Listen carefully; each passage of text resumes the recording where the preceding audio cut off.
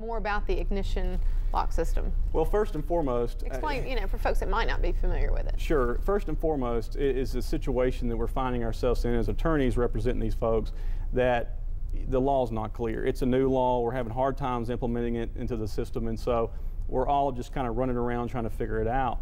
But it's a process by which, if you do have to put one in your car, you have to place it in a car that you drive on a daily basis. Is it for repeat offenders? It could actually be for a first offender now. Okay. Yeah, so if you actually refuse the breath test when you're taken to the county jail and then subsequently convicted of that DUI, then you're going to have to place the ignition interlock in your car for 2 years. So it's quite some time.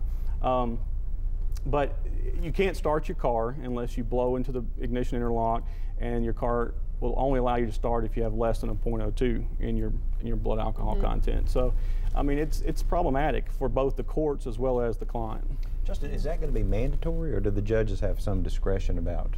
It's reading mandatory right now in certain spots. What's happening is that, you know, like I said, we're having these problems. We have these private companies that are coming in here and setting up these ignition interlocks, and right now it's just in the air. I mean, this person has got to go out and find this ignition interlock service provider, work with them, and then report back to the court. There's a lot of problems associated with it. Is there a way for it to detect, if I'm the driver of the car, that it's me blowing into it versus you blowing into it, then me driving? Well, I don't personally have one, so I haven't had the experience. I mean, yeah, because I'm just sitting here thinking that, I mean, it's a great, I think, device in theory. Right. I would agree with you 100%. But I think that all I know right now is if you're caught doing that, if I'm in your car and I blew in it and then you started it up, it's a misdemeanor. So you can be, the person can be charged as well as the individual that's been having to place it in their car. But if you've got a sober person in the car. Yeah, you may just want to they're the fools, right? Switch spots. They're the fools